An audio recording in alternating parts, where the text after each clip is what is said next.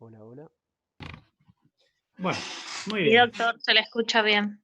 Perfecto, perfecto.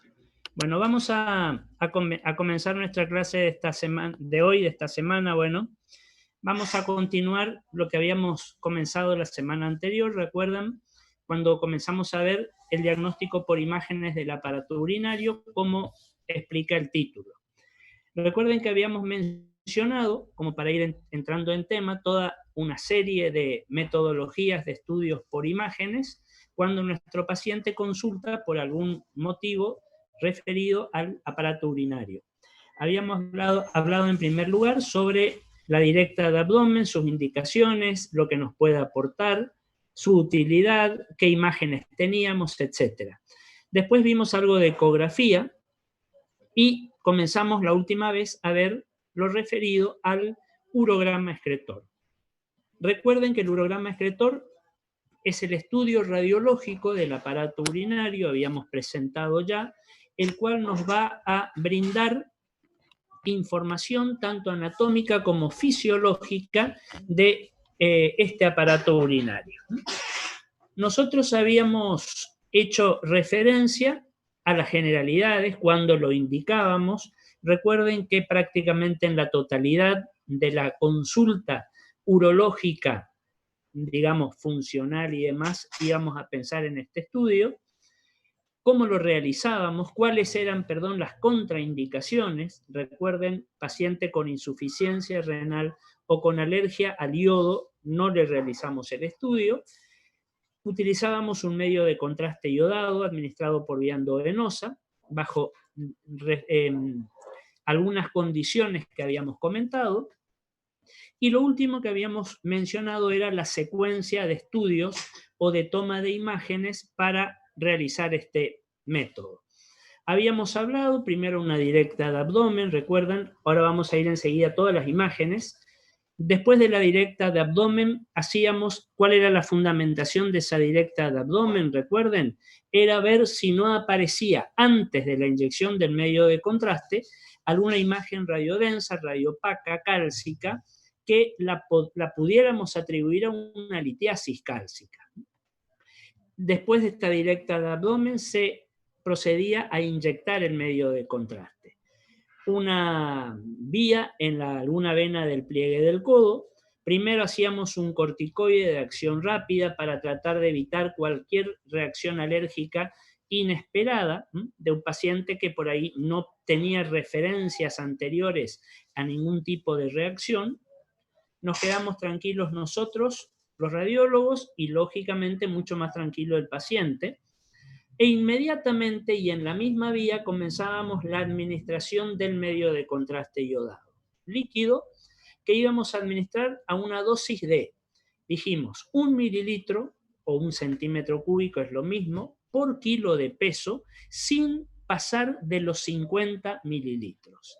Es decir, paciente que tenga un niño que pese 10 kilos, 10 mililitros del medio de contraste. Si pesa 25 kilos, 25. Si pesa 50 kilos del paciente, 50 mililitros. Pero no pasábamos de los 50 mililitros. Si el paciente ya pesaba 60, 80, 100 kilos, nos quedábamos en los 60 mililitros porque era o es la cantidad que se considera máxima para que el riñón lo pueda concentrar, lo pueda filtrar y lo pueda eliminar con la orina. La administración, decíamos, era lo suficientemente rápida para tomar los tiempos fisiológicos adecuados, lo suficientemente lenta como para no irritar el endotelio vascular. El yodo es un irritante, de manera continua, seguida, digamos, y comenzábamos la toma de imágenes después de la inyección del medio de contraste.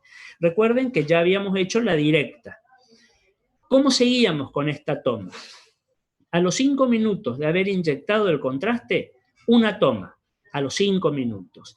En ella íbamos a ver sobre todo, ya vamos a ver después las imágenes, la fase más que nada de concentración del medio de contraste por parte del riñón. Eso también se llama nefrograma. Es la visualización de la fase nefrográfica, es decir, de la concentración y parte de la filtración del contraste en el riñón. A continuación, la toma que sigue a los 15 minutos de haber inyectado el contraste. Ahí ya estábamos más en la fase de filtración y eliminación.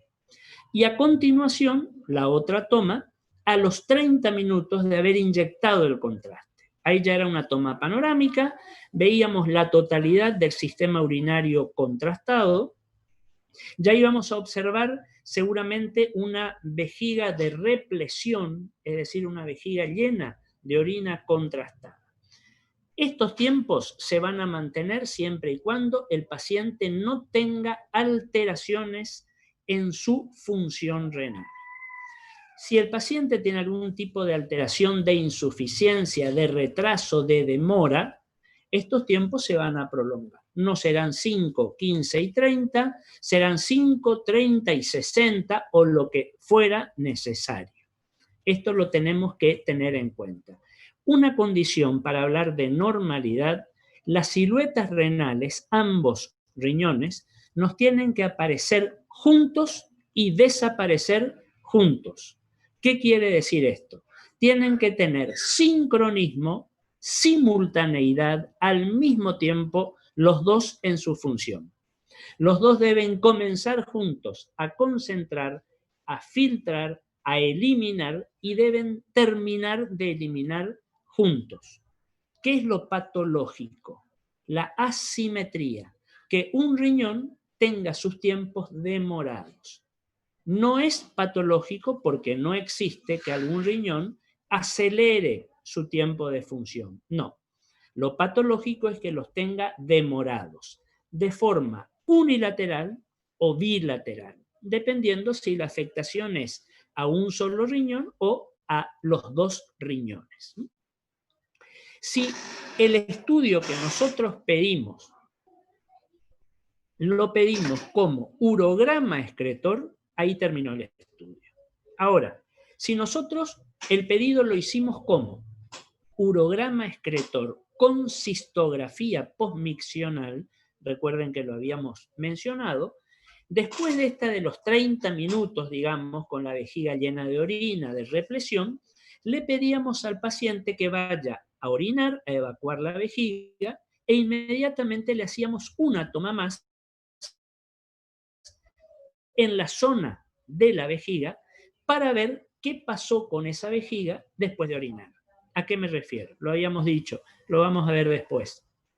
También a tratar de confirmar o descartar la sospecha de un reflujo postmiccional.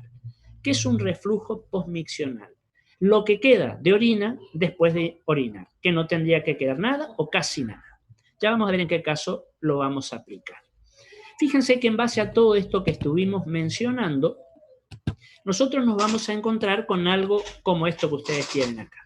Ya vamos a ver la imagen real. Primero les presento este esquema anatómico para ubicarnos nada más. Y fíjense, lo que nosotros vamos a tener acá, olvídense, esperen un poquito, vamos a hacer esto, para no confundirnos.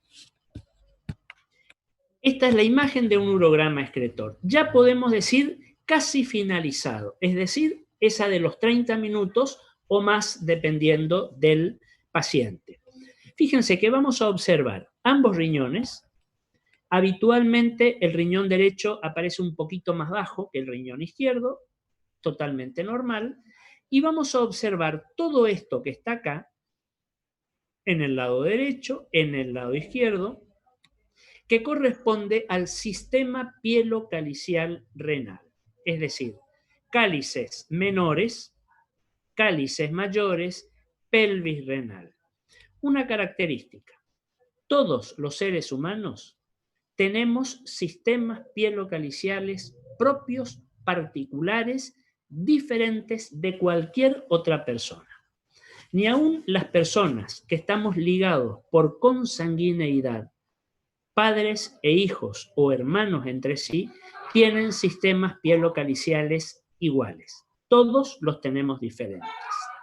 Fíjense que vamos a hablar de 3 cálices mayores aproximadamente, les acabo de decir que no es estable e igual para todos, y cada uno de los cálices mayores va a tener entre 2 y 3 cálices menores, que van a colectar la orina. Esto va al cáliz mayor, y los 3 o 2 cálices mayores, pueden ser igual, se van a unir, van a confluir a esta porción un poquito más abierta, más dilatada, no es dilatada la palabra, más amplia, que es la pelvis renal. Y a partir de ahí, la orina va a ser expulsada del riñón a través de estos conductos finitos, largos, que son los uréteres. Características de normalidad. Los cálices menores, van a tener una configuración que se llama cálices en copa o en copa de champán, la copa abierta, digamos. Fíjense que cáliz, que es el nombre anatómico que tiene, hace alusión a una copa. Un cáliz es una copa, a una copa que tiene una forma, digamos, cóncava. Una forma cóncava, eso es lo normal. Fíjense que todos estos pequeños cálices tienen sus terminaciones o sus inicios, como quieran ustedes, de forma cóncava, en forma justamente de cáliz, de copa. Cuando esta forma se altera y en lugar de ser cóncavos son convexos, son redondeados, eso es patológico. A mí eso ya me va a decir, este riñón no está funcionando adecuadamente. Eso es lo que ustedes van a encontrar descrito como cálices en clavas. Esos cálices convexos, mal funcionamiento. Lo otro que decíamos, tienen que ser simultáneos en su función, en su filtración, en su eliminación. Los dos juntos, los dos a la vez, simultáneamente. Signos de mal funcionamiento renal: dilatación de los cálices. En lugar de verlos de este tamaño, ya vamos a ver ejemplos, los vamos a ver mucho más grandes. Dilatación, deformación, no conservan la forma cóncava, se vuelven convexos, redondeados hacia afuera. Dilatación, deformación y demora. ¿Qué quiere decir demora? Están demorados en su función. Van a demorar más tiempo en concentrar, en filtrar y en eliminar. Todo eso que hoy decíamos que en 30 minutos teníamos que tenerlos visualizados, podrán demorar 60 minutos, 1 hora, 2 horas, 3 horas, 6 horas, dependiendo del compromiso de la función renal.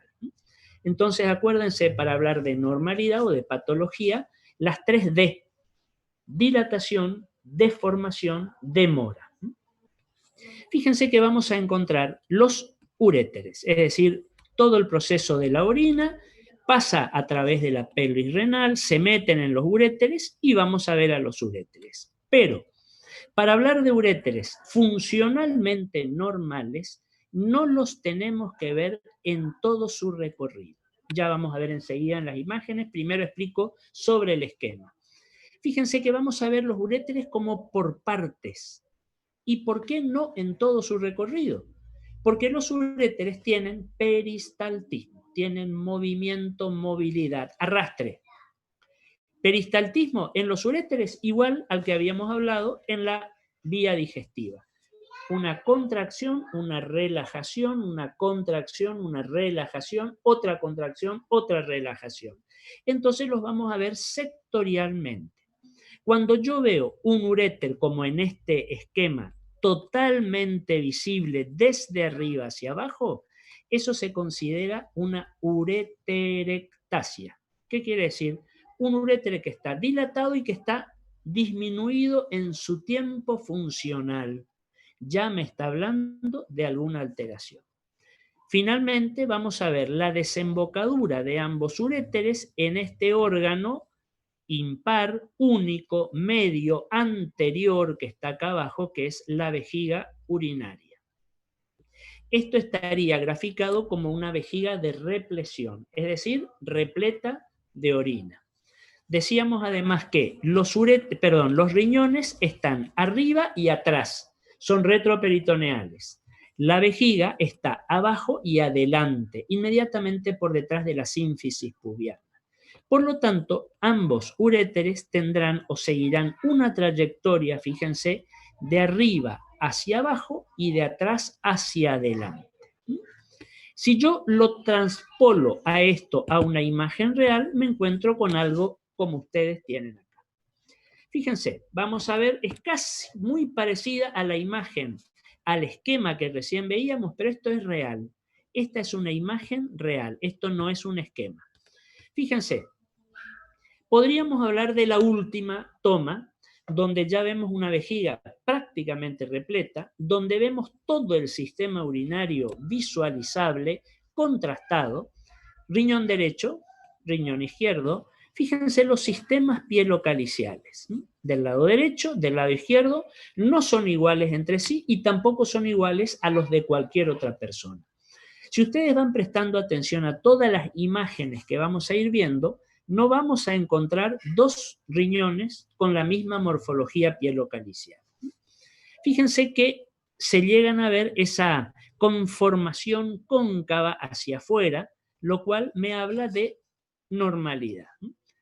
Pelvis renal, el punto, digamos, de salida de la orina desde el riñón hacia el uréter, ambos uréteres. Y fíjense que si observamos estos uréteres, los dos, hay zonas como esta que está acá, como esta que está acá, como esta que aparece acá, fíjense esta otra, fíjense acá más pequeñita, fíjense acá también, no los vemos en todo su recorrido. Hay zonas, este es el más claro ejemplo, hay zonas mudas, como que se interrumpió el pasaje de la orina. No. En este momento, en esta zona, hay un punto o una onda de contracción para llevar la orina de arriba hacia abajo. Siempre, recuerden, en sentido propulsivo, del inicio al fin, en sentido peristáltico. Cuando este flujo se invierte y va a ir de abajo, desde la vejiga hacia el riñón, vamos a hablar de un reflujo, sentido antiperistáltico, antipropulsivo, retropropulsivo, patológico.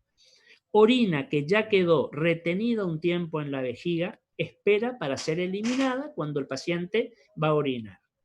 Si por algún motivo esta terminación y esta otra no están funcionales, ahí hay una pequeña valvulita urétero-vesical. Una válvula es un dispositivo que regula el pasaje de un flujo líquido de una cavidad o de un órgano a otro. Involuntarios. Yo no puedo regular a voluntad cómo pasa la orina de mi uréter a mi vejiga. Eso es involuntario. Cuando esas valvulitas no funcionan, son incompatibles, son disfuncionales, la vejiga puede hacer que la orina refluya al uréter. ¿Cuál es el problema? Que si esa orina sigue refluyendo, va a llegar al riñón, va a llegar a los sistemas pielocaliciales. Y la orina que ya estuvo retenida en vejiga y sube, asciende y llega al uréter, va a infectar el uréter, porque esa es orina contaminada.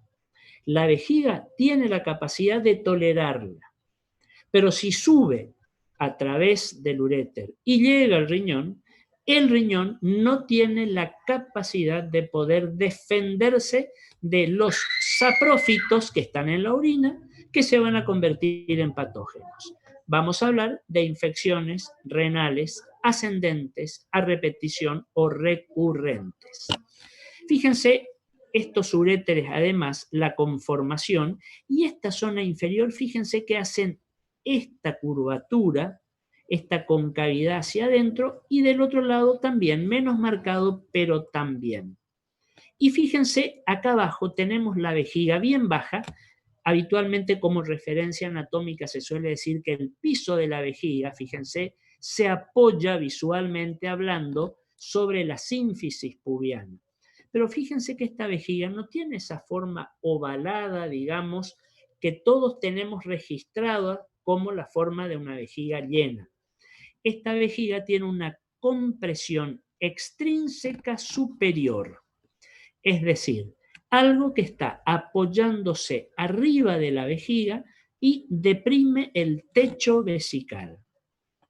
En este caso, sumado a la configuración característica de esta pelvis, podemos decir que este urograma corresponde a una paciente de sexo femenino y que esta compresión extrínseca supravesical se debe a la presencia del útero, sobre todo si esta mujer es una multípara.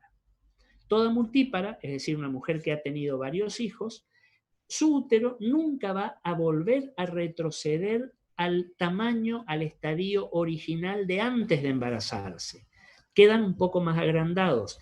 Esto presiona un poco el útero desde arriba, por eso, la vejiga, perdón, desde arriba, por eso esta vejiga toma esa configuración como con una depresión arriba, como si, que en realidad lo tiene, algo desde arriba que aplasta, deprime un poquito el techo vesical. Puede llevar a algunos trastornos funcionales dependiendo del volumen del útero, de la presión que haga, etc. Si hay alguna pregunta, por favor, que quieran hacer, que no haya quedado claro, que quieran que vuelva a repetir, por favor me lo ponen en el chat y lo volvemos a explicar como siempre hacemos. Esta entonces sería una imagen de un urograma excretor normal, digamos, porque esto se puede considerar como fisiológico, si no trae aparejados trastornos clínicos o sintomatológicos, por supuesto. Ahora, podemos llegar a encontrarnos con algunos trastornos. Vamos a ver algunas imágenes más características desde lo patológico, desde lo anómalo. Fíjense en este caso. Nos podemos encontrar con una imagen, ya vamos a la imagen real, este es el esquema para explicarlo, con esta alteración congénita que vamos a llamar duplicación pielo-ureteral bilateral. Fíjense que tengo dos sistemas pielocaliciales en cada riñón, lógicamente con dos pelvis renales, por lo que hablamos de una duplicación pielo-ureteral bilateral, también se llama doble sistema, que puede ser de esta forma o de esta otra. ¿Cuál es la diferencia que ustedes encuentran entre el sistema pielo-ureteral derecho con el sistema pielo-ureteral izquierdo? Fíjense que el derecho tiene un doble sistema pielocalicial y ureteral, doble, pero acá en este punto, fíjense, confluyen. Esos dos uréteres se unen y siguen como un solo uréter y tienen un solo punto de desembocadura.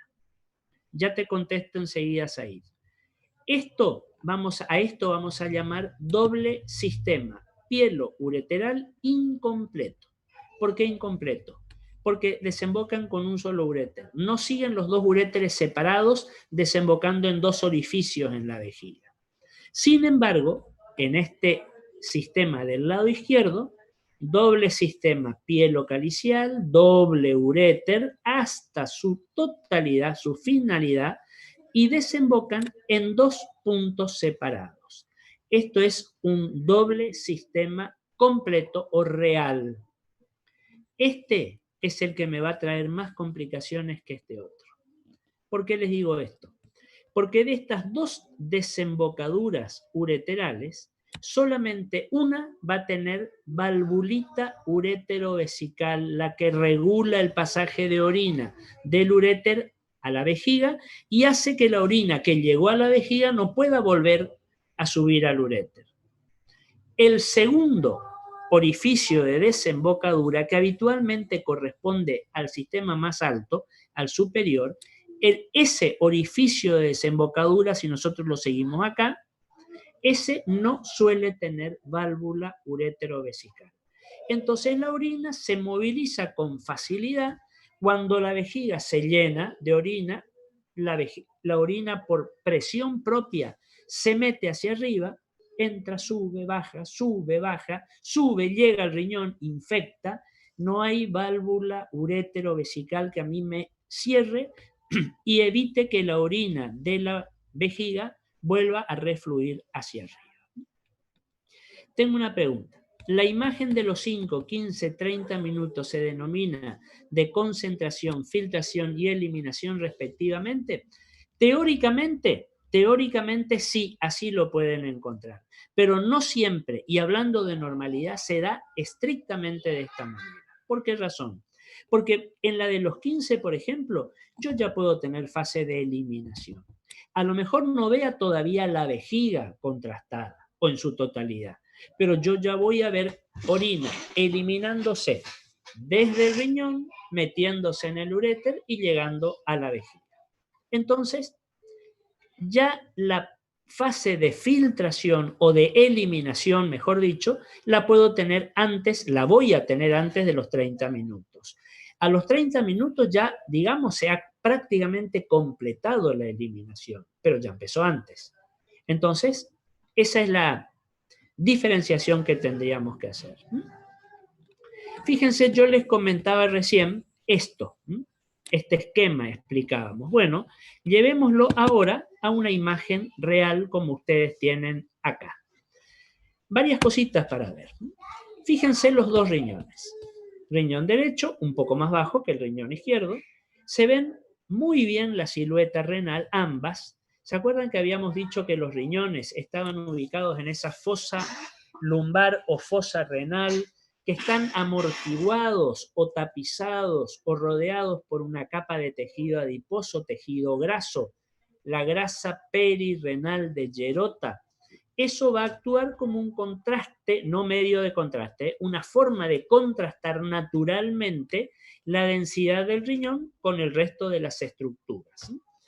Y fíjense, riñón derecho, riñón izquierdo, doble sistema pielo-ureteral, acá tengo uno superior, acá tengo otro inferior. Este inferior es como que está fusionando el inferior y el medio, digamos.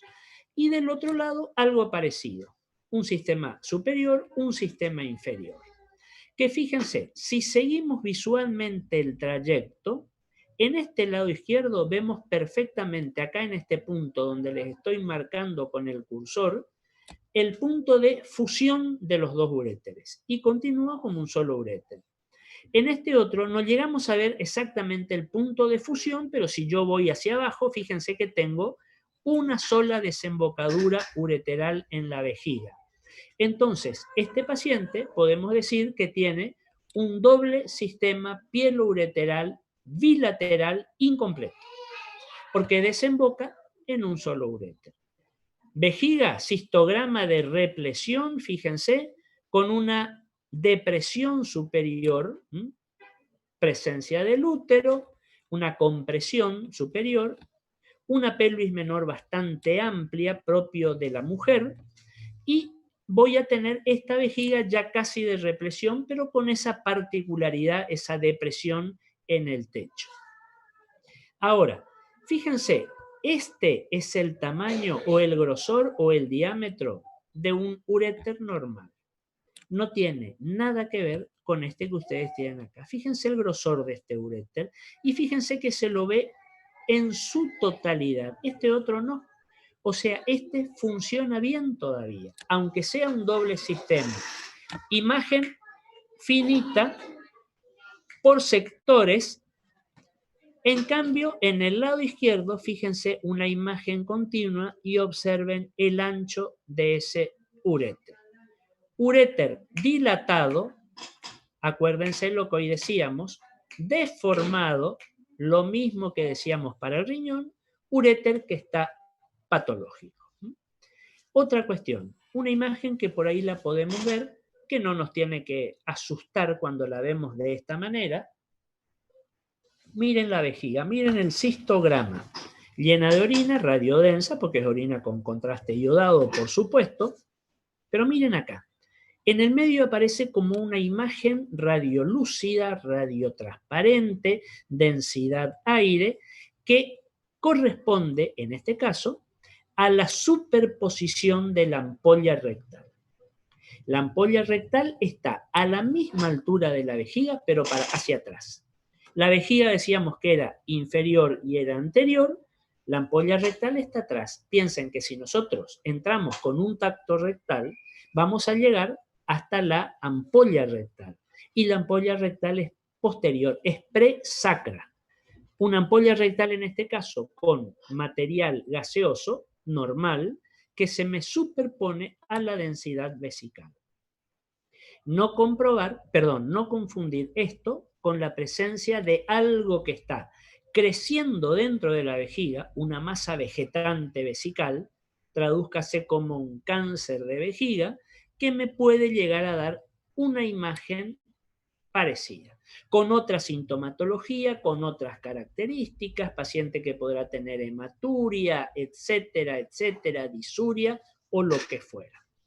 Entonces, acá vemos la imagen de ese doble sistema, como decíamos que hoy lo mencionábamos recién. ¿Alguna pregunta hasta acá? ¿Algo que quieran que se aclare, que les vuelva a explicar, que lo volvamos a comentar?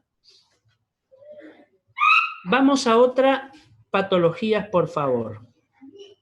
Fíjense ahora esta otra imagen que ustedes tienen acá. Un paciente con determinadas patologías, digamos. Una radiografía de abdomen donde yo tengo que prestar atención a algunos signos.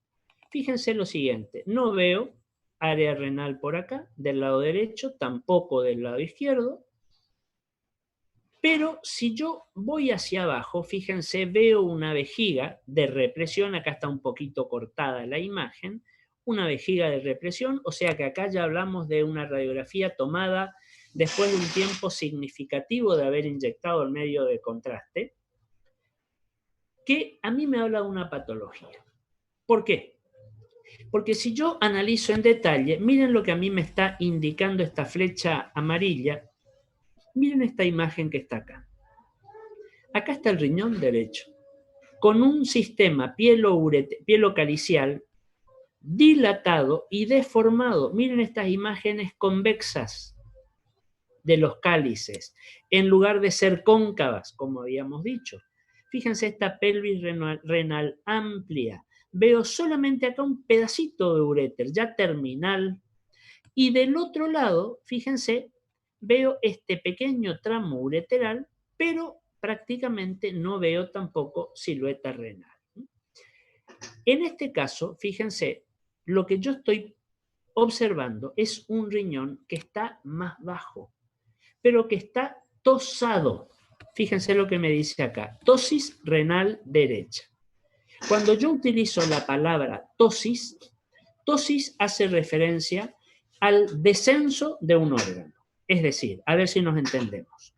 Un órgano que inicialmente estuvo en su lugar anatómico y por alguna razón fue descendiendo y quedó, digamos, depositado en otro sitio. Tosis renal. Paciente en decúbito, o sea, este paciente está acostado y acostado y todo, fíjense a dónde está descendido ese riñón. Este grado de tosis yo lo puedo comprobar si al paciente le hago otra radiografía, pero de pie. ¿Por qué razón? Porque si lo pongo de pie y espero unos minutos, el riñón que está tosado, vamos a ver que va a descender más todavía, por una cuestión gravitacional. Y ese va a ser el sitio, el lugar a donde queda definitivamente ese riñón que ha descendido de su ubicación anatómica normal. Observen que si nosotros vamos a esa situación, les muestro esta otra imagen, otro paciente, me encuentro, acá ya está el paciente de pie, fíjense que acá me aclara radiografía tomada en bipedestación, tengo un riñón derecho tosado, más bajo, fíjense, dilatado, miren el tamaño de esta pelvis renal, miren el tamaño de estos sistemas caliciales, dilatados, deformados, imágenes convexas y obviamente seguro demorados en su tiempo de eliminación y de filtración y demás. El riñón izquierdo no está del todo normal tampoco, está un poco más bajo que lo normal, pero un poco dilatado. pero no está tan deformado, porque fíjense que más o menos se mantienen las formas cóncavas de los cálices. Acá el patológico realmente es este riñón derecho. ¿Cómo nosotros, vuelvo un segundito al anterior, cómo nosotros podemos clasificar los grados de tosis en el paciente? Y ya vamos a ver por qué después tiene su implicancia. Cuando nosotros tenemos el riñón en el cual el polo inferior está tocando, visualmente hablando, la cresta ilíaca, que es esta, hablamos de una tosis renal de grado 1 o leve. Cuando el riñón está más descendido, como en este caso, fíjense, y en parte está más abajo de la cresta ilíaca, como en este caso, hablamos de una tosis renal grado 2 o moderada. Y cuando nosotros tenemos la totalidad del riñón proyectándose por debajo de la cresta ilíaca, vamos a hablar de una tosis renal de grado 3 o severa, con distintas implicancias para el paciente. ¿Cuál es el problema clínico, concreto, objetivo que a mí me va a presentar un paciente con una tosis renal? Cuanto mayor sea el grado, leve, moderada, severa o grave, peor el compromiso. ¿Cuál es el problema? Fíjense que si este riñón naturalmente, originalmente estuvo en su sitio acá arriba, tenía un uréter que venía desde acá y casi linealmente bajaba hasta llegar a la vejiga, un trayecto liso, regular, de arriba hacia abajo. Si yo tomo el riñón, como en el caso de la tosis, y lo bajo, lo desciendo, fíjense que ese uréter, en lugar de ser lineal, me va a comenzar a hacer sinuosidades, porque al bajar el riñón, el uréter me queda sinuoso acá abajo. Todo uréter que sea sinuoso va a demorar mucho más en su evacuación de orina hacia la vejiga. Orina que va a quedar retenida en el uréter, que va a intentar subir también y meterse en el riñón, y yo les pregunto a ustedes, ¿cuál será la consecuencia? ¿Qué le va a pasar a ese paciente en forma crónica, repetida, reiterada? ¿Qué va a tener? ¿Qué va a presentar? Infecciones renales a repetición, por una tosis renal, consecuente a una tosis renal. Ahora, yo les quiero aclarar algo. Nos podemos encontrar con un riñón que esté ubicado acá, por ejemplo, o más bajo inclusive. Pero ese riñón siempre estuvo ahí. No es una tosis, no es que estuvo en su lugar normal y después bajó. No, ese riñón siempre, embriológicamente, se ubicó ahí, se localizó ahí, no emigró, no subió esa vía renal para llegar a su lugar, quedó ahí abajo. A eso lo vamos a llamar ectopía renal, en este caso renal. ¿Qué es una ectopía? Cuando un órgano de nuestro cuerpo se ubica originalmente fuera del lugar donde tiene que estar. Ectopía, fuera de su lugar anatómico normal. Fíjense que ese paciente con un riñón ectópico, y cuando es ectópico siempre es abajo, intrapélvico, podemos decir, no va a tener el mismo problema de esa sinuosidad del uréter. ¿Por qué? Porque ese uréter siempre fue corto. El riñón está abajo, muy cerca de la vejiga, y tiene un uréter corto. Entonces no hay ese refluir de orina hacia el riñón. Diferenciemos entonces lo que es una tosis renal, riñón originalmente en su lugar que después desciende, de una ectopía renal, riñón que está abajo, pero que siempre estuvo en ese lugar. Nunca se movió. Una pregunta. ¿Puedes repetir la estadificación de la tosis renal? Por supuesto. Habíamos dicho, grado 1 o tosis renal leve. Cuando yo miro y veo que, no es este caso, que el polo inferior del riñón me está tocando, visualmente hablando, la cresta ilíaca. O sea, el riñón de acá para arriba. Tosis renal grado 2 moderada, esta que tenemos acá. El riñón está en parte sumergido por debajo de la cresta ilíaca, pero en parte está, como en este caso, hacia arriba de la cresta ilíaca. Grado 3, o severa o grave, vemos a la totalidad del riñón sumergido, hundido por debajo de la cresta ilíaca. A ese nivel, a ese grado de tosis también se lo suele llamar riñón sumergido. ¿Sumergido a dónde? Por debajo de la cresta ilíaca, específicamente a la cavidad pelviana. Ya no va a ser abdominal ni abdomino pelviano, es pelviano. Profe dice, ¿los cálices en clava sería lo mismo que cáliz en palillo de tambor? Sí, algunos también lo suelen llamar así. ¿Por qué? Porque fíjense que el palillo de tambor, no tengo nada parecido acá, es como si yo tuviera el palillo, un palillo de tambor, y el extremo donde se percute, el palillo tiene como una cabecita, como una imagen convexa. Por eso lo de palillo de tambor. ¿Por qué en clavas? ¿Ustedes saben lo que son las clavas? Porque por ahí nosotros empleamos palabras y no sabemos exactamente a qué corresponden.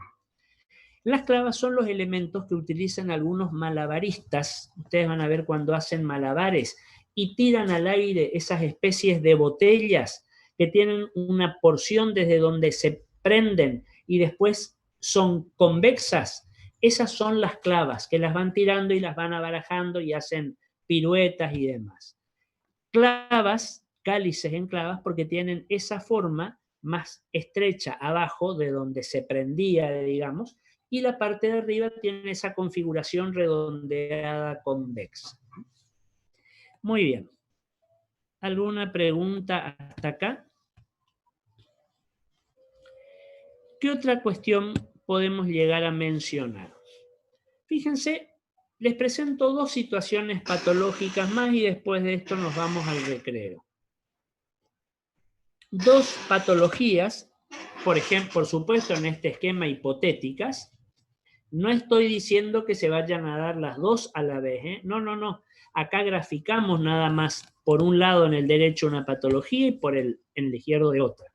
Fíjense que acá nos dice el cartel, a la derecha se observa una estenosis pielo-ureteral, acá, que provoca una marcada dilatación de la pelvis renal. Fíjense que este riñón, me llama la atención la morfología del sistema pielocalicial. Aplicamos las características que decíamos. Dilatación, fíjense el tamaño que tiene esto. Deformación, fíjense los cálices en clavas.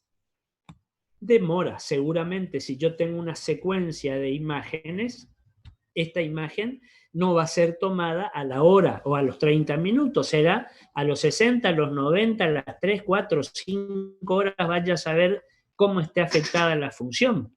Pero en este punto, fíjense cómo la pelvis, cuando ya se va a continuar con el uréter, dejamos de ver, hay una estenosis, una estrechez muy marcada.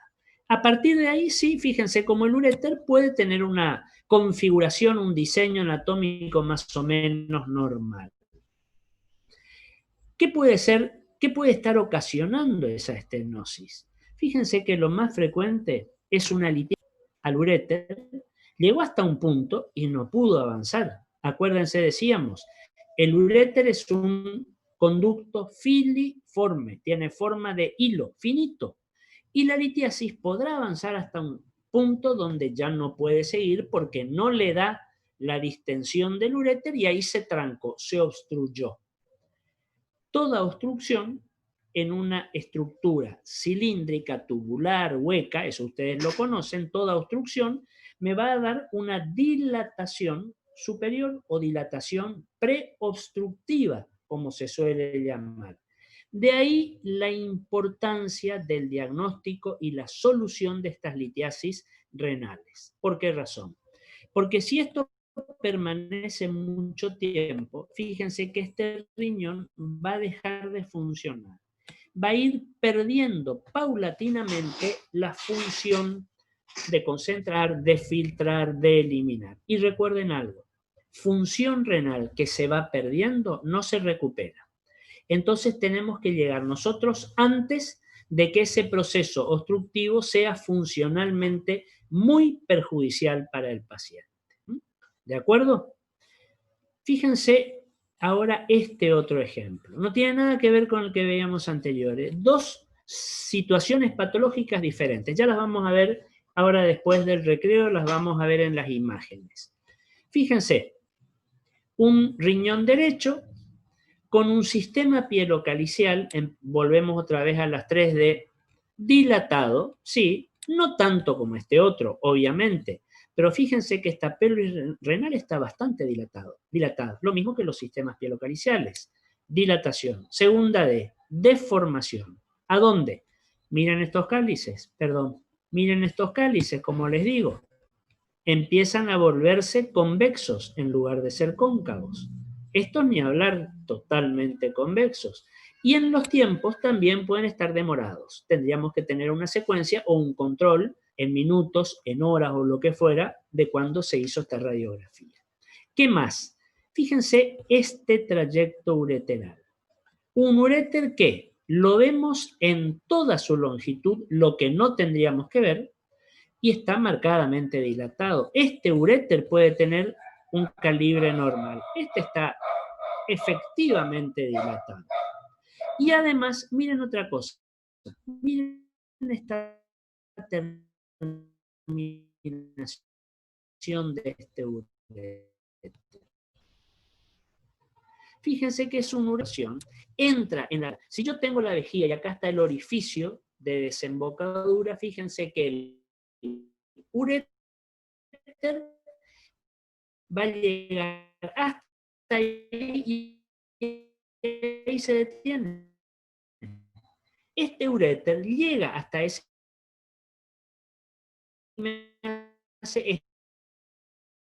se mete adentro. Ureterocele, varicocele, hidrocele, meningocele, etcétera, etcétera. Ureterocele. ¿Qué es lo que se está herniando? El uréter dentro de la vejiga. Una hernia. ¿Qué es una hernia? Esto lo vamos a ver cuando veamos la parte digestiva. Perdón, ya la vimos con la parte digestiva, pero lo vamos a volver a ver. Una hernia es el pasaje de un órgano a través de un orificio natural de un lugar a otro. Hernia esofágica, hernia hiatal, hernia de disco, como vamos a ver después en la columna, hernia a este nivel, una hernia del uréter, un ureterocele. El uréter se hernia a través de un orificio. ¿Cuál es el orificio? En la vejiga, donde tendría que estar la valvulita ureterovesical. Y se mete en la vejiga y me da esta conformación tan característica. Fíjense como un engrosamiento, como una cabeza. Recuérdenlo. ¿Saben cómo se llama este signo? ¿Cómo está descrito? Signo de la cabeza de serpiente. O algunos más específicamente llaman signo de la cabeza de cobra. ¿Sabemos lo que es una cobra? La serpiente, la de los, ¿cómo se llaman? En África, los encantadores de serpientes que tocan la flauta y se levanta la serpiente, la cobra. Es la serpiente que tiene a los lados de la cabeza como si fueran unas aletas más amplias, por eso es característica esa conformación. Signo de la cabeza de serpiente. Este sería todo el cuerpo de la serpiente y esta sería la cabeza. O de la cobra, si ustedes quieren más específicamente y ponerle un nombre. Signo de la cabeza de serpiente o signo de la cabeza de cobra es sinónimo de ureterocele. Les muestro la imagen real de esto que estamos hablando acá. Fíjense. Analizamos esta radiografía, una radiografía tardía también ya, porque fíjense que tenemos un cistograma prácticamente de represión con una buena cantidad de orina ya contenida dentro de la vejiga. El lado derecho no se percibe una imagen que sea llamativa como patológica, un uréter de características normales que lo vemos sectorialmente o segmentadamente. Y fíjense el lado izquierdo. Por acá arriba aparentemente no hay mayor compromiso, tendríamos que verlo en detalle, pero este sector medio terminal del uréter, fíjense cómo lo vemos ensanchado y observen esto que está acá. Se mete, se hernia dentro de la vejiga y fíjense el ensanchamiento distal del uréter. la cabeza de serpiente, la cabeza de cobra, propio de un ureterocele, entonces. Esta es la imagen característica. ¿Qué importancia clínica tiene poder detectar o poder diagnosticar este ureterocele? Ya lo dijimos desde otro punto de vista. Esta valvulita ileocecal no funciona.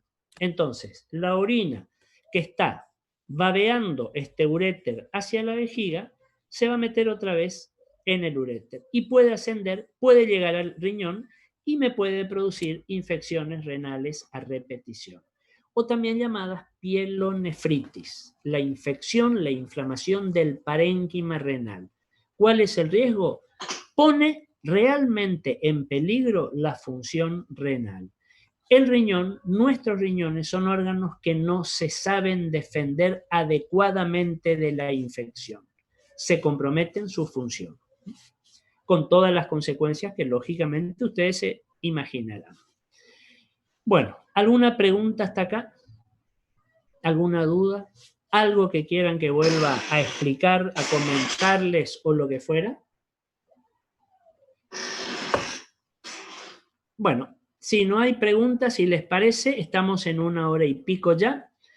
Paramos un ratito, como hacemos siempre, tomamos un recreo y en unos minutos volvemos otra vez a conectarnos. Nos vemos en unos instantes entonces.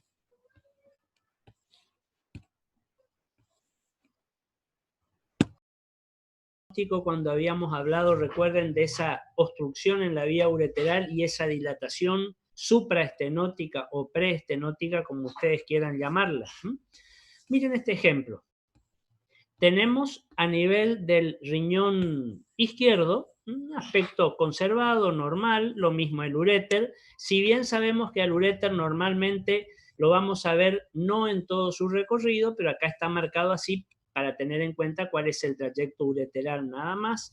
Un cistograma de represión normal, una vejiga bien cargada de orina, seguramente una placa, una toma tardía del urograma excretor, 30 minutos o más si ustedes quieren.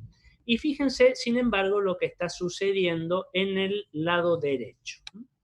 Un riñón derecho donde nos presenta una dilatación y una deformación del sistema o de los sistemas pielocaliciales y pieloureteral de este lado. Fíjense los cálices en clavas. Y en este caso me dice litiasis ureteral que provoca una uronefrosis. Fíjense que en este punto, en prácticamente un poquito más allá de la unión pielo-ureteral, es decir, donde estamos terminando de ver la pelvis renal y comenzaría el uréter, acá hay un elemento, como en este caso se marca como una litiasis, litiasis que puede ser radiodensa, radiotransparente, no importa cuál es el contenido, lo mismo produce un efecto obstructivo. Podrá ser una litiasis con contenido cálcico, una litiasis de ácido úrico, de uratos, de fosfatos, en fin. Pero fíjense, obstruye el trayecto ureteral, no veo a este nivel uréter porque hay una obstrucción, y la consiguiente dilatación preestenótica o supraestenótica, como lo vemos acá, a causa de ese proceso obstructivo. A mí esto me va a comprometer necesariamente la función renal. Recuérdenlo, decíamos, hay que tratar de conservar la función renal, tratar de evitar este compromiso de la función renal porque puede ser irreversible. Este gráfico, este ejemplo que tenemos acá, este esquema, lo pasamos ahora a la imagen real. Y miren esto que tenemos acá. Observemos el riñón derecho marcadamente dilatado y deformado. Fíjense la dilatación, el tamaño, el aspecto, la convexidad de esos cálices marcadamente en clavas, como estamos viendo acá. Fíjense el tamaño, el calibre de esta pelvis renal y fíjense el uréter. Un uréter sinuoso, además dilatado, que fíjense, lo vemos, podemos seguirlo en todo su recorrido, lo cual no es normal, que a mí me está hablando de una alteración. Y una cuestión más. Miremos del otro lado, miremos el riñón, todo el sistema izquierdo.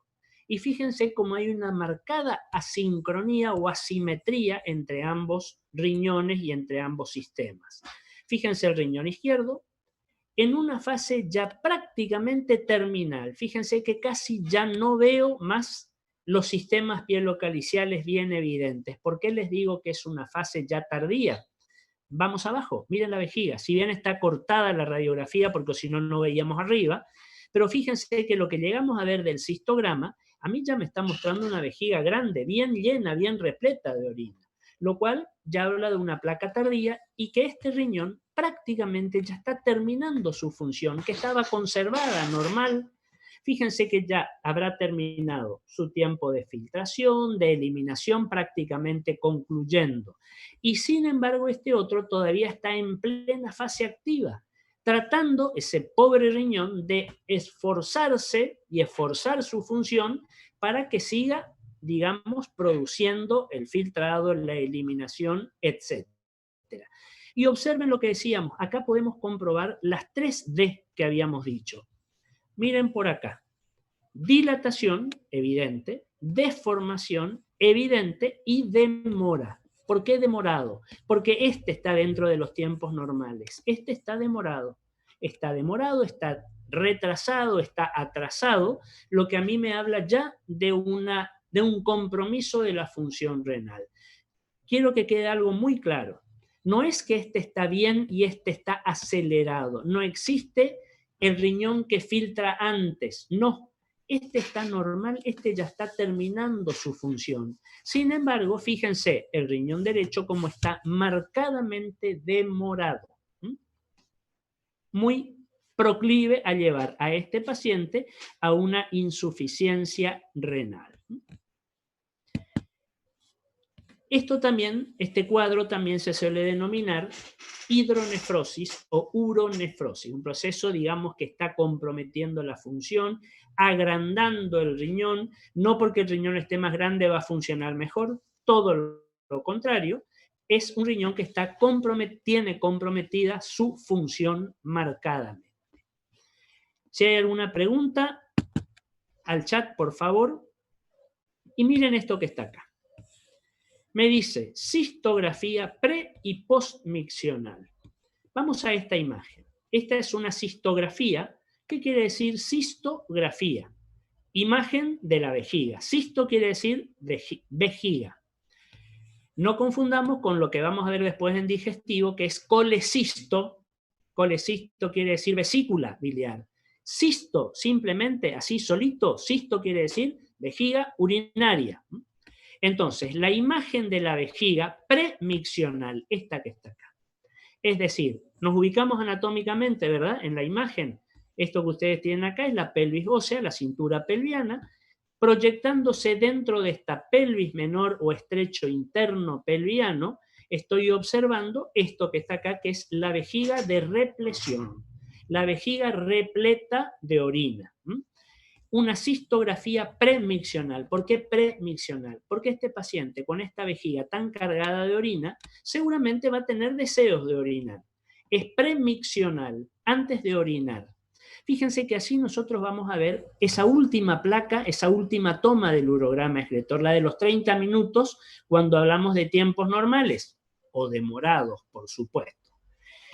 Si a mí me piden o ustedes piden urograma excretor con cistografía postmiccional, quiere decir que el paciente va a ir, después de esta imagen, a orinar e inmediatamente después de orinar vuelve a la mesa de rayos, lo acomodamos y le tomamos una radiografía postmiccional, una cistografía, imagen de la vejiga, después de orinar. Y me voy a encontrar en condiciones normales con esto que está acá. El mismo paciente, aunque la veamos fíjense la pelvis menor como diferente, es nada más que por la angulación que se le dio al rayo o cómo se reubicó al paciente después que se fue al baño a hacer pis y volvió. Fíjense que esto que está acá, que me muestra esta flechita negra, eso es un residuo postmiccional normal. Esa es una pequeñita cantidad de orina que se está comenzando a coleccionar en la vejiga inmediatamente después de que el paciente fue a orinar. ¿Y por qué? Porque el paciente orinó, habíamos dicho, terminó de orinar, salió del baño, fue a la sala de rayos, lo acostamos, lo acomodamos, centramos, pusimos valores, tomamos la radiografía. Fíjense que pasaron unos minutos. Y en esos minutos, estos riñones siguen eliminando orina. Acuérdense ese mecanismo que lo llamábamos por babeo, de la orina que está bajando a la vejiga desde los uréteres. Entonces, encontrar, como en este caso, un pequeño residuo postmiccional, esto es normal. El problema es como vamos a ver después, cuando después de orinar el paciente tiene una gran cantidad de orina, un gran residuo postmiccional. Esto que ustedes ven acá, fíjense que son incidencias, podemos decir, comparativas, porque yo comparo cómo estaba antes de orinar la vejiga con cómo estaba la vejiga después de orinar, por eso son comparativas. Estas dos imágenes corresponden a un paciente normal. Su vejiga, al orinar, seguramente vació todo su contenido de orina. Y esto que vemos acá es esa pequeña cantidad de orina que comienza a ir coleccionando después de la orina, después de orinar, postmiccional. Ahora, fíjense este pequeño residuo postmiccional que ustedes tienen acá con lo que vamos a ver a continuación. Ojo, el residuo es esto radiodenso chiquito que yo veo acá. Esto otro que yo puedo ver con una densidad aumentada o densidad de partes blandas corresponden a los genitales externos. Este es un paciente de sexo masculino. Esta imagen que me aparece por acá corresponden a las bolsas testiculares, densidad de partes blandas. Esto que vemos acá con densidad de partes blandas, densidad de agua, corresponde al pene. Puede verse o no de acuerdo a cómo estaba ubicado, cómo estaban ubicados sus genitales externos en el momento de hacer la radiografía. Observen entonces, les decía, tratemos de retener esta imagen de cistograma pre y postmiccional normales con esta otra que yo les muestro ahora. También una cistografía pre y postmiccional. Pero observen esto que está acá, la premiccional. Un tamaño normal, digamos, con el volumen de orina previsto antes de orinar, pero fíjense que por acá se ve como superpuesta una imagen más pequeña, radiodensa, que la tengo que interpretar como un divertículo vesical. Fíjense, un divertículo vesical.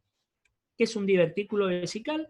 Una lesión que está colgando de la vejiga como si fuera una bolsita que se va a llenar de orina también y me va a producir disuria. Me va a producir trastornos urinarios. ¿Cuál suele ser el trastorno urinario?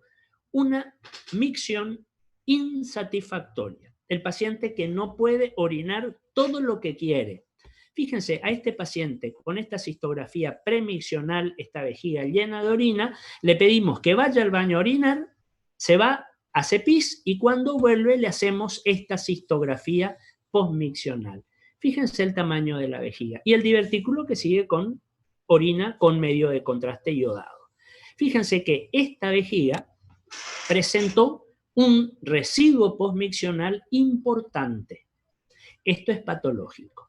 Es el paciente que va a tener un ritmo evacuatorio de vejiga muy característico. Tiene muchas ganas de orinar, va al baño, orina un poco porque su vejiga no cumple con su función como debe ser, no puede orinar más, pero calculen que al poco tiempo esta vejiga ya se va a llenar otra vez de orina. Es decir, el paciente va a volver a tener deseos de orinar y se vuelve a repetir la misma historia, el mismo ciclo. Yo les pido que miren con detalle una cuestión. Fíjense que los bordes, el contorno de esta vejiga premiccional es un contorno, una línea regular, lisa, normal. Fíjense esta vejiga con un residuo, pero miren cómo esta vejiga, este contorno, no es liso, no es regular, tiene como un dentado, como una irregularidad muy chiquita, apenas perceptible. Eso también se denomina vejiga de lucha. Es como que la vejiga está luchando por contraerse como tiene que ser para eliminar la orina y no lo consigue. A mí eso me habla de una disfunción a nivel vesical. Y fíjense, esto otro, que lo vamos a encontrar también acá en este esquema, es la imagen característica de las compresiones extrínsecas vesicales. ¿Qué quiere decir compresión extrínseca vesical? Algo que está por fuera de la vejiga y la comprime. En el ser humano, dos compresiones, que van a ser una propia del varón y la otra propia de la mujer. Esta es una compresión extrínseca inferior, propia del varón. ¿Por qué? Porque va a estar producida por una masa prostática o una próstata aumentada de tamaño. Una prostatitis crónica, un adenoma de próstata, un carcinoma de próstata, que aumenta el tamaño de la próstata. Recuerden algo. Anatómicamente, la próstata se va a ubicar inmediatamente por debajo de la vejiga. Si esta próstata crece, aumenta su tamaño, su volumen, no puede crecer, no puede desplazar nada hacia abajo, porque abajo está el suelo perineal, el suelo del periné, que es muy resistente, es duro, elástico. No puede descender. Sin embargo, hacia arriba tiene la vejiga, y la vejiga es un globo, por así decir, que es bastante complaciente por el contenido de orina, contenido líquido que tiene. Entonces va a elevar el piso de la vejiga. Esto es lo que también ustedes lo van a encontrar como vejiga en boina vasca. Todos sabemos lo que es la boina vasca, el sombrero típico de los vascos. Bueno, tiene esa configuración de boina vasca.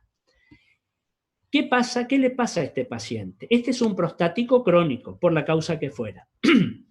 Va a tener trastornos miccionales. ¿Por qué? Porque al elevarse el piso de la vejiga, se eleva el punto de desembocadura de la uretra. Entonces, acá va a quedar el punto de desembocadura, queda muy alto y el paciente no va a poder evacuar gravitacionalmente como corresponde todo el volumen de orina cuando vaya a miccionar. Ese hábito que hoy decíamos, un paciente prostático que tiene muchas ganas de orinar, va al baño, hace un poco, orina unos cuantos chorros y no puede seguir orinando. Se terminó. Pero al cabo de muy poco tiempo, lógicamente, al tener un residuo tan importante, nuevamente esa vejiga va a estar de represión, llena de orina. Va a ir al baño nuevamente, va a orinar, insatisfactoriamente no orina todo el volumen que necesitaría y se vuelve a repetir. Esto es crónico. Ahora, si vamos al caso de la mujer, la compresión propia, característica de la mujer, es la compresión extrínseca, vesical sí, pero superior, la que hoy comentábamos, ¿se acuerdan hace unos momentos? La presencia de un útero de tamaño un poco más importante o que tenga una masa, un mioma uterino. Recuerden que los miomas uterinos o los fibromiomas uterinos pueden llegar a tener tamaños enormes, casi como de un embarazo a término en algunos casos. Entonces, lógicamente van a descender, pero en este caso el techo de la vejiga. ¿Cuál es el trastorno que va a tener esta paciente? Va a tener disminuida su capacidad de represión. La paciente va a orinar más seguido porque la vejiga, al tener esa masa encima, no puede llenarse todo lo que tiene que llenarse.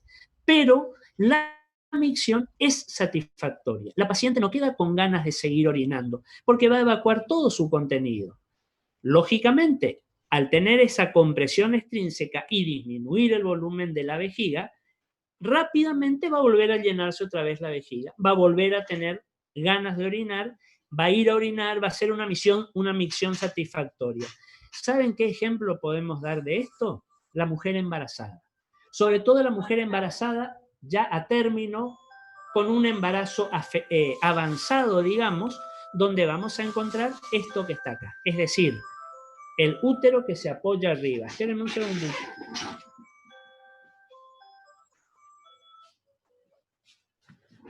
Disculpen, me estaba sonando el celular. Entonces, ese es el ejemplo característico de este tipo. Es decir, la mujer embarazada a término que ustedes saben, va a orinar a cada rato. A orinar a cada rato porque disminuyó el volumen vesical por la presencia y la presión de un útero gestante enorme por arriba. Otras imágenes que podemos encontrar, fíjense unas imágenes, algunas imágenes como de falta de relleno que tienen acá, por la presencia de masas vegetantes dentro de la vejiga. Cuando yo digo masas vegetantes, estoy hablando de un tumor, que podrá ser maligno o podrá ser benigno. El ejemplo más frecuente de una masa vegetante maligna es la presencia de un cáncer de vejiga. Una masa vegetante benigna es un pólipo de la vejiga. Fíjense las características de esta formación totalmente distintas a las de esta otra que está acá. Patologías que las podemos estudiar perfectamente radiológicamente con la cistografía que tengamos que hacerle, pero también se las puede estudiar por endoscopía, que en ese caso vamos a llamarla cistoscopía, que es la endoscopía de la vejiga. Muy bien, y para terminar, esta última imagen que corresponde a ese otro estudio radiológico contrastado de una parte del árbol urinario que es la uretrografía o uretrografía ascendente.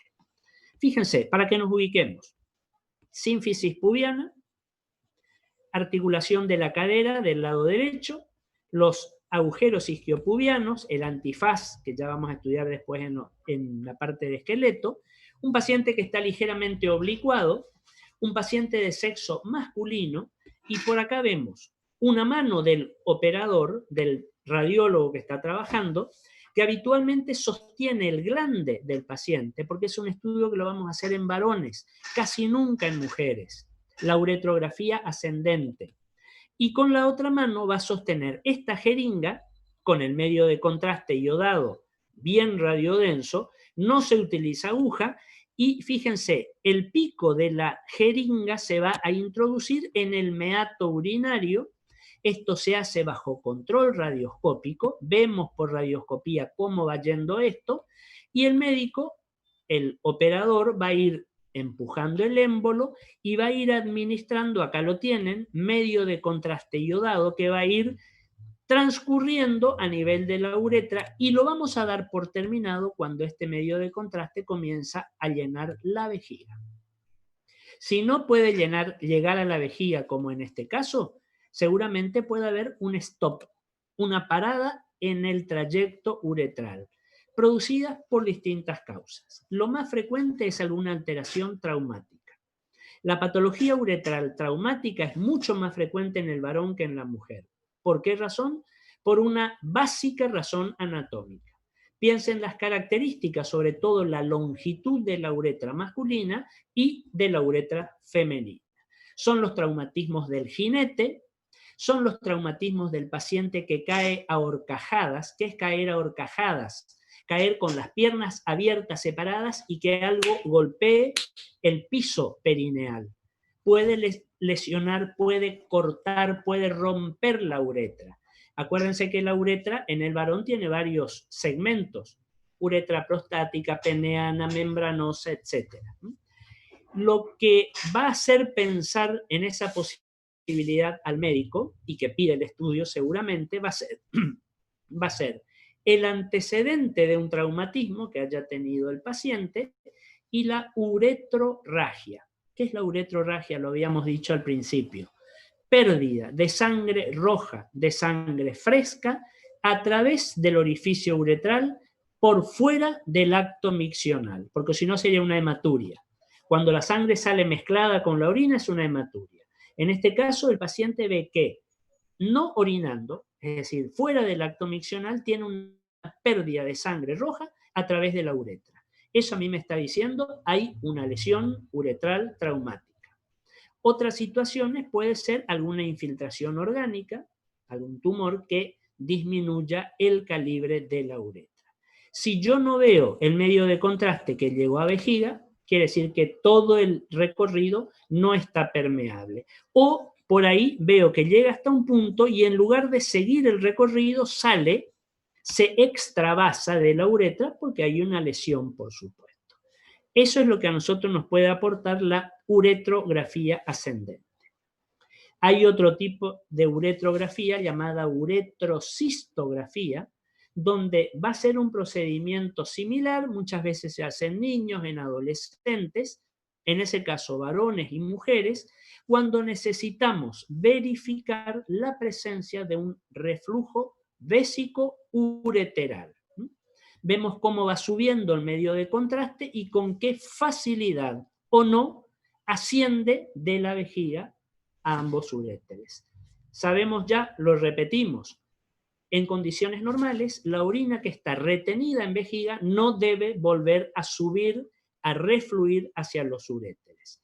El paciente que tiene una alteración a nivel de las valvulitas vesicoureterales o ureterovesicales va a tener esa situación. Orina retenida en vejiga, que ya se considera orina contaminada, ojo, va a subir a los uréteres y si sigue ascendiendo puede llegar al riñón y puede infectar al riñón.